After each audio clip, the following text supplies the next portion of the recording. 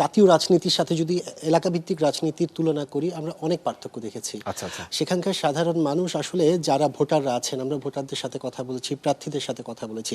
আমার যাত্রাটা শুরু হয়েছিল নড়াইল থেকে যশোর, এরপরে আমরা গিয়েছিলাম মাগুরা। প্রত্যেকটি জায়গায় আমরা সাধারণ মানুষ, যারা সাধারণ ভোটার আছে, যেহেতু আমাদের এই ব্যালটে বাংলাদেশ অনুষ্ঠানে আমরা দেখেছি, আমরা ভোটারদের কথা শুনেছি। তাদের প্রত্যেকের একটি চাহিদা ছিল, সেটা হচ্ছে দল থেকে তারা প্রার্থীকে বেশি প্রাধান্য দিচ্ছে।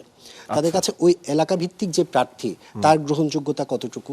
মোহাম্মদ ওয়াটার ট্যাঙ্ক, যা পানিকে রাখে শতভাগ বিশুদ্ধ।